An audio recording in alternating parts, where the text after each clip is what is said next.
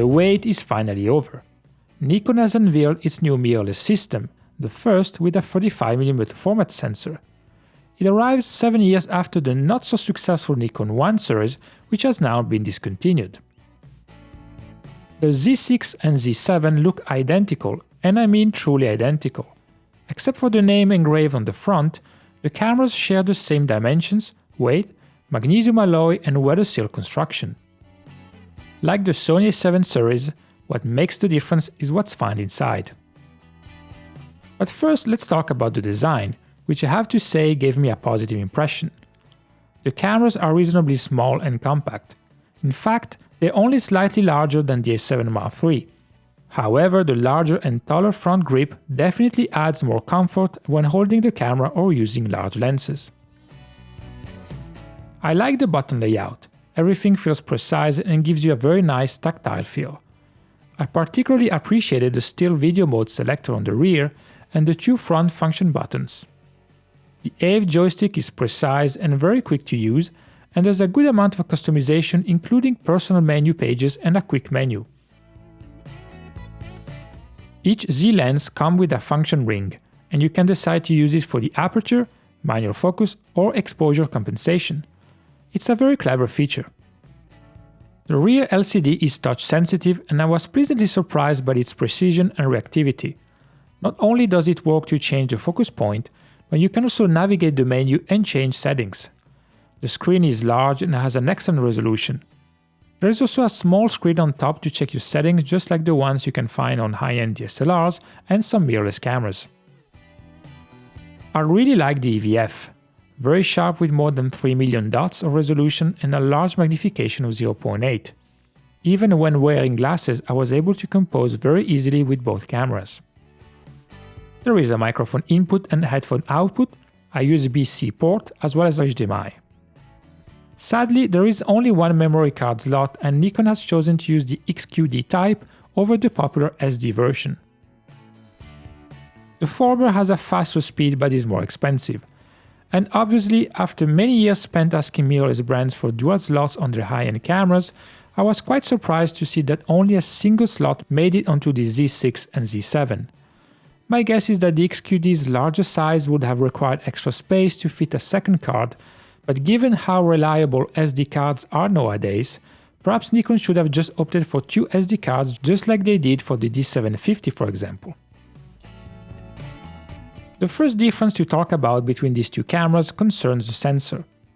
Although they are both based on a back illuminated structure and lack the anti-aliasing filter, the Z6 has 24 megapixels whereas the Z7 has 45 megapixels. The ISO range is also different. Unfortunately, the samples I saw at the press event were pre-production, so I couldn't bring home any images. You can shoot in a variety of file formats including RAW 12-bit and 14-bit with different compression options, as well as JPEG and TIFF. The second difference concerns the autofocus points. Both cameras have a hybrid system with on-sensor phase detection. The Z6 has 273 points and the Z7 has 493 points. In my brief time at the press event, I found the autofocus to be fast and reactive on both cameras, detecting the moving subject easily and never hesitating. The performance was good when using the FTZ adapter with Nikkor lenses as well. The only part that didn't convince me is face detection, where the cameras often didn't detect any faces at all despite there being several people in the frame. But to be fair, I only tested that feature for a few minutes, so I'll reserve judgment for later. The continuous shooting speed is 12 frames per second on the Z6 and 9 frames per second on the Z7, but neither impressed me in terms of buffer capabilities. Both cameras slow down significantly after just a few seconds even when shooting JPEGs only. The Z6 and Z7 are the first Nikon cameras to feature 5-axis stabilization. They can also work in conjunction with VR lenses and manual focus lenses, although in that case just 3 axes are used. On the Z6, taking handheld shots at 1 second of exposure was easy enough to achieve with a few attempts, so the performance looks promising. The sensor stabilization works for video as well, and you can also add software stabilization. Speaking of video, we have 4K recording up to 30 frames per second and a bitrate of 100 megabits per second.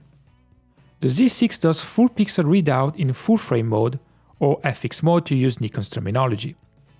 Because of the high megapixel count, the Z7 does full pixel readout in DX APS-C mode only. In Full HD, you can record up to 120 frames per second with sound, or decide to conform the footage to get slow motion results. The image profiles you can use for video are the same you have for stills, but there is also the option of a true log profile, called N-Log, that can be activated on the HDMI port, which by the way also gives you the option of 10-bit output. Of course, this means you'll need an external recorder to take advantage of the two features. Other specifications include 4K video time-lapse, silent shutter, electronic first curtain shutter, Wi-Fi and Bluetooth.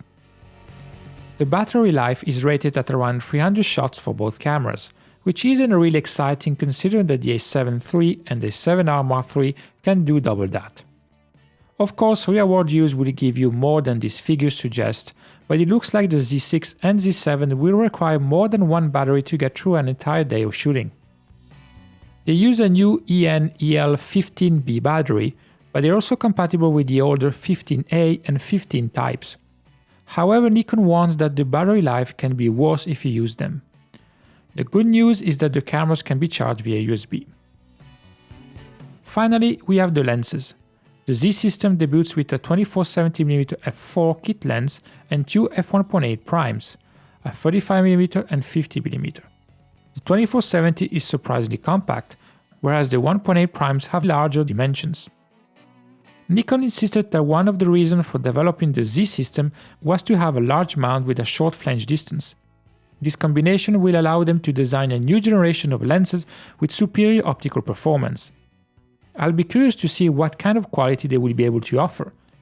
We know that on the roadmap there is a 58mm f0.95 coming next year, and a 50mm f1.2 among other things. I'll be honest, on paper neither the Z6 or Z7 offer anything new that we haven't seen on other mirrorless cameras already. There is nothing game-changing, nothing new that pushes mirrorless technology a step forward. In a way, the single memory card slot and the short battery life almost feel like a half step backwards. That being said, I enjoyed my time with these two cameras.